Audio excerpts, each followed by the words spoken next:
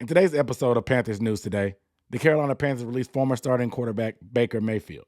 Steve Wilks announces the hiring of a new assistant coach, and the Panthers and us fans have to root for our sworn enemy. Let's get into it, man. What up, though? My name is Aaron Duncan here with the Necessary Blunt and Sports Talk, bringing you a recap and analysis of the Carolina Panthers. So if you want to see more videos like this one every week, or film breakdowns every week, or different kind of analysis that I do, along with live streams and stuff, hit the subscribe button down below and the bell icon because it gives you a notification every time I drop these videos, because the news does not stop when it comes to Carolina. And that brings us to our first topic. Is former starting quarterback Baker Mayfield has been released by the Carolina Panthers. He requested a release, and he was granted the release after going 1-5 as a starter.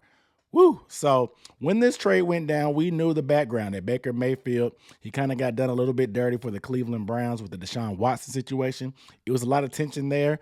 Things were kind of a stalemate for the Carolina Panthers. They didn't want to give up certain compensation, and the Browns were trying to hold out to get what they wanted. After the draft happened and the Panthers took Matt Corral, the Browns didn't have any leverage. This allowed the Panthers to be able to get Baker Mayfield and only had to pay him about $5 million of his salary. Baker took a pay cut, and the Browns paid the other $10 million.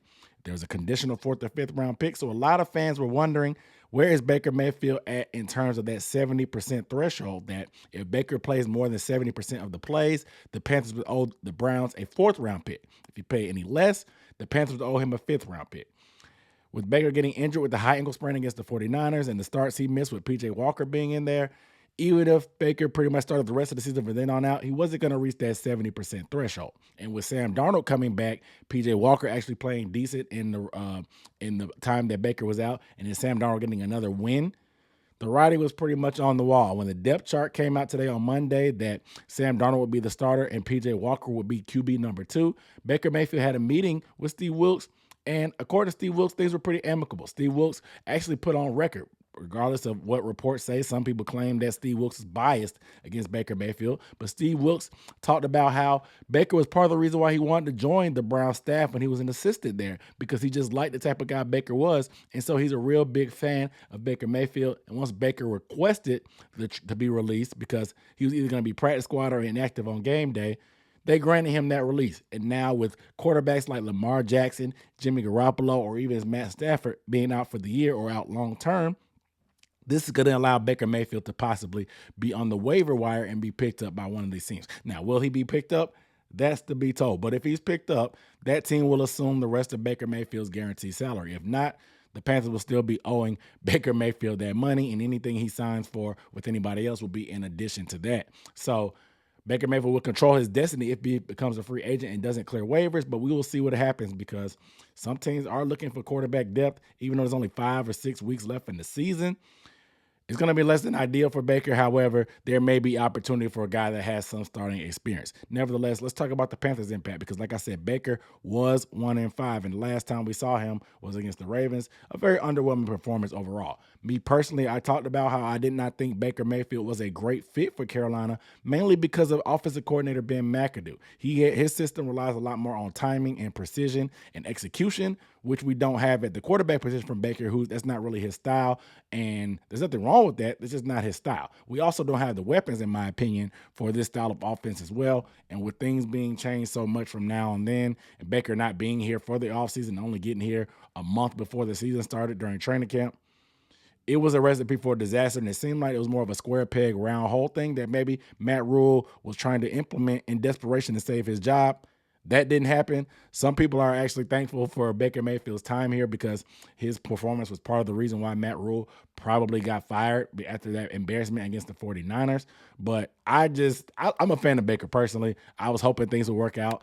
I thought he was clearly better than any guy we had. I thought it was a clear upgrade. But it just shows that coaching and systems matter. You see that with CMC. A lot of people were hating CMC because they felt that his production didn't result in any kind of wins. But it seems like that production is resulting in wins for another coaching staff or another franchise. So it's not always necessarily a player. Coaches have to take some responsibility as well. But it seems like things were professional with everything going forward. We know that the Browns talked about wanting to have an adult at the quarterback position, and really just throwing a lot of slander and mud on Baker Mayfield's name, especially when they claim they want an adult, but they signed a guy that has some off the field issues in Deshaun Watson. That's neither here nor there. But I think Baker Mayfield has been a stand-up guy throughout this process. Nothing but high remarks from him coming out of here. Nothing but a peep. He didn't go, nothing, not a peep from him. They gave him a lot of bait to try to bite on. The media did, but he didn't bite on it. He showed that he's a mature guy, a professional, and I think that'll carry a lot going forward for him, because I think there may be somebody that wants either a backup or potential starter that has plenty of starting experience, and I think Baker Mayfield can be there for somebody. It just won't be the Carolina Panthers. This also tells me that P.J. Walker must have gotten very healthy from that ankle injury during the bye week. Otherwise, they would need a quarterback number 2. Now, of course, with P.J. Walker being named QB2, I assume that high ankle sprain or whatever happened, he's fine now. But they're still going to roll with Sam in order to give him a chance to, I guess, play. They haven't really seen him much besides the one game against the Broncos. This is Sam's job from here on out as long as he's healthy, it sounds like. So we'll see what happens. I want to get you guys' opinion, though. Let me know down below in the comments, how do you feel about Baker Mayfield getting released now? Are you mad at Steve Wilks, or are you mad at Matt Rule? Are you mad at Scott Fitter for making this trade and it just seemed like a failure? Let me know how you feel, because we still have to give up that 5th round pick. I don't think it's the worst thing in the world. It's a day 3 pick, but it's still a pick that's gone at this point, and Baker Mayfield's gone as well. So let me get you guys' opinion down below in the comments. The next bit of news is, as we know, we talked about last week of Matt Rule being hired at Nebraska. So he took a couple coaches with him, including Terrence Knighton, the assistant D-line coach. Coach P, I can't remember his last name, the older fellow, was fired by Steve Wilks as one of his first moves on staff. So they asked if there was any questions about him bringing in anybody externally to help, and that's exactly what they did. Steve Wilks has hired an assistant D-line coach, Ian Scott, to come in and help out. Now, Ian Scott played in the NFL for 6 seasons. He actually played for the Panthers for a little bit, just in the offseason, didn't make the roster, but he played under Steve Wilks in San Diego and in Chicago. And the crazy part is he's actually born in Greenville, South Carolina, and spent some time as an assistant coach at D.W. Daniel High School in Central South Carolina. If you know about Pickens County, that's where your boy is from personally. That's neither here nor there. But he is from the area and familiar with the Carolinas just a little bit. You know what I'm saying? So he also coached under Jim McElwain in the University of Florida back in 2017. And then most recently was a D-line coach for Central Michigan, the Chippewas. But he comes over and he has some NFL experience, has some background with Wilks. He will come over and help because they need some more.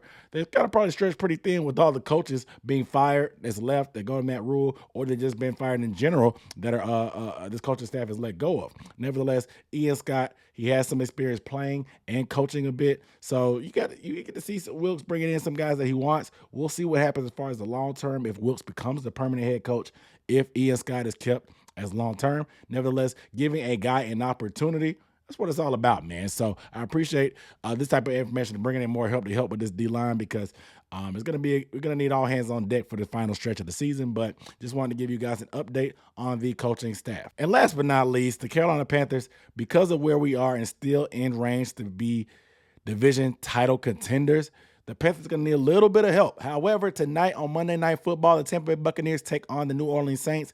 And unfortunately, Panthers fans, we need to be rooting for the New Orleans Saints. Obviously, the Bucs are at the top of the division. But if the Saints win tonight, the Panthers will control their own destiny in terms of being able to win NFC South. Yes, they'll have to win out. They got pretty much the Saints and the Bucs left on the schedule, and some other teams, of course. But being able to control your own destiny is what it's all about. That way you don't have to be wishing and hoping and praying for teams to win or lose. Because I definitely don't like to root for the New Orleans Saints on a regular basis, but we need to come together in a prayer circle and pray for the Saints to actually somehow, as bad as they've been this year, to come out and beat the Bucs. They've had the Bucs number for a good amount of time in Tom Brady's stint with the Tampa Bay Buccaneers. So we will see what happens tonight, because both these teams come in on pretty rough, I guess, streaks of what they've been on. But we need to see what happens in tonight's game, because it's going to have huge implications for this division. So unfortunately, we have to root for those Aints tonight, guys. So are you guys going to be tuning into this Monday Night Football game? It's prime time, 2 division rivals. The outcome will have a lot of impact on the Panthers season going forward. So I want to know if you guys are going to be watching down below, and if you're going to be rooting for the Saints like me, or if you're just going to hope that they both find some way to lose, because that would be ideal for me. But it is what it is. You guys let me know how you guys are feeling about any of these topics or anything else that I might have missed down below in the comments. I'll see you guys in the next video. Peace.